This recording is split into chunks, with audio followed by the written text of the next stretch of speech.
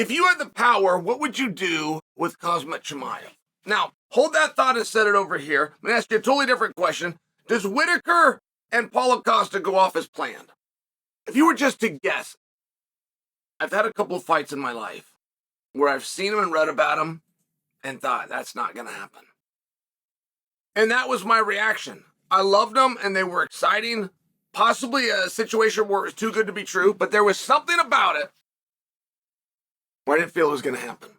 I remember specifically doing something called Reddit. And Reddit is big now, but Reddit had just come out. And it was called AMA, Ask Me Anything. And I remember my partner, Ryan Parsons, is the one that set me up with this. And he told me, hey, there's one rule here. They're going to ask you anything, and you have to answer it. And whether that is still the code or whether that ever was, this is how it was explained to me. This is how Ryan thought it was. So it was explained to me that, hey, if you accept this invitation to come on, it's really big and they got a really big community, but there's no shtick here. They can ask you anything about anything, fighting, personal, whatever it is. And if you respond, you have to respond with the truth or you can move to the next question.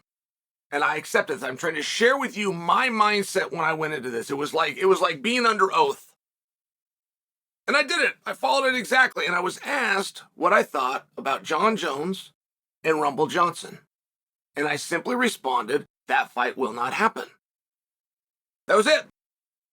And it was a couple of weeks later, the fight blows up and it doesn't happen. And a number of people asked me about it, but I didn't have any inside scoop. I just never felt that that fight was going to happen.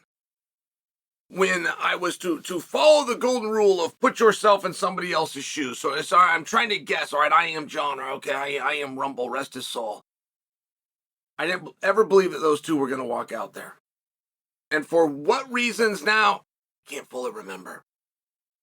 And I am not that bullish on Paulo Costa versus Robert Whittaker. I am not that bullish, but boy, it's along the same vein. It doesn't feel like those guys are getting ready to fight. And to my understanding, when is the last time Paulo Costa fought? It's been very meaningful. He was supposed to get into those scrappy-do with Chimaev on October 22nd. And generally when you have a fight to that magnitude, if something happens and it doesn't come off, you rematch that same fight down the road. Now, both guys are going to have rest and recovery and injury, but that was in October. So then when you got October, November, and December, and January, and February, I mean, before you know it, you've had a pretty meaningful amount of time. Like, nobody knows how long that is. Nobody knows from October 22nd of 23 to February, midway through. Nobody knows how long that is, but it seems like a period of time. And rebooking that fight, not only didn't happen, it was never even discussed. It was never discussed by the promotion, ever, once. Not even a whisper. It was never mentioned on a thread you kids call the Underground Forum. It was never mentioned by Chimaev. It was never mentioned by Paulo Costa. And somehow, some way, we've inserted Robert Whittaker. Now, I read an interview that Whittaker did just a few days ago. And Whittaker said, when you're dealing with me, all that you need is my word. You don't need a contract with me. You don't need a signed contract with me. Now, I don't know Robert Whittaker to be any more or less of a man of his word. I don't know. But I do know that there has been fights that Whittaker's been scheduled for that Whittaker has pulled out of. I do know that. And while I do think that Whittaker is one of the great talents ever at 185 pounds, and a very nice person on top of all of that, the last person you want promoting a fight for you is Robert Whittaker. But I can tell you that too. I can tell you that I have been brought into work before on behalf of the worldwide leader to do a split screen with Robert Whittaker and Izzy Adesanya for a world title fight of which Whittaker was getting points on the back end and he didn't show up for the interview. I mean, I can tell you these types of things. So the fact that Robert Whittaker is being very quiet or the one and only interview that I found that would have anything to do with building anticipation towards this fight is that he may or may not have signed a contract in the first place. There's not a lot I can do with that. That's not a story. That's not interesting. How he's going to bounce back is very compelling. I mean, Robert Whittaker going in there against Duplessis, fighting a guy that turned out to be a lot better than we knew, is a very admirable thing. And Robert Whittaker has been that guy. We did not know how good Robert Whittaker was. In fact, I don't think that we even found out on The Ultimate Fighter. That's when we found out he was a threat and he had some potential. I felt as though the night, regardless of the draw or the victory or the win, I felt like the night that he went 25 minutes with Yoel Romero and Yoel couldn't take him down, that was the night where I'll go, whoa, this young man is going to be around a while. He is likely going to be champion, and he is likely going to be in the Hall of Fame with something really special. So for that, right, for what's good for the goose to be good for the gander, whenever you switch that role, it's interesting. And it has to be done through courage of giving an opportunity to the next group of guys. And that's what Robert Whittaker did. I think that Whittaker should have gotten credit for that. And Whittaker and Paulo Costa aren't just all of a sudden finding one another. I mean, that's one of the bigger pieces of the story. But Paulo Costa hasn't talked about this either.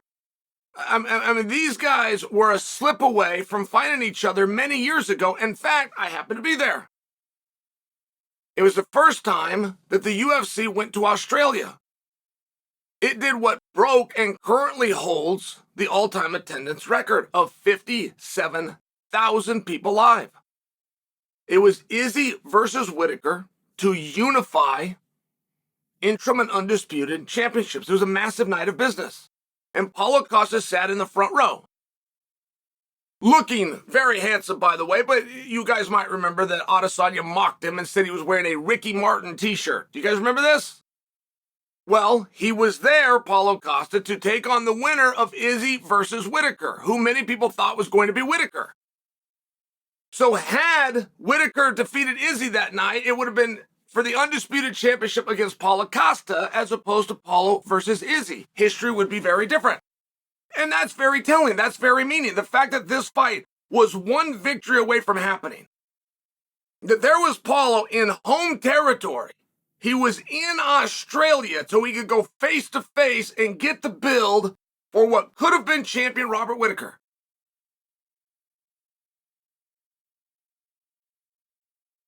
But a right cross followed by a hook changed all of that. And I think it's an interesting story that should be retold. It's an interesting match that is being revitalized, so why wouldn't we retell the story?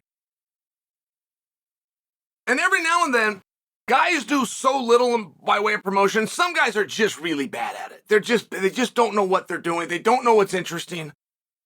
One of the reasons guys don't like to call people out, they don't like to call their shots, they're not like Babe Ruth. Well, they'll walk to the mound and they'll tell everybody where they're going to put the ball. Because that takes a courage. Because if you strike out and you don't put the ball there, you now look like an extra fool. So there are reasons why guys won't talk about a fight. But if you're little old me, if you're little old Chael, and you're looking at two very highly paid guys that are two box office attractions, which is proven and unquestionable by the fact that they are a co-main event of a pay-per-view, then you're generally dealing with guys that know and understand and can overcome whatever internal anxiety they have about going out and doing interviews and promoting a fight, which is something these two guys have not done. And I'm not here to make a prediction. I'm not here to tell you that they're not going to fight. But I will make an observation.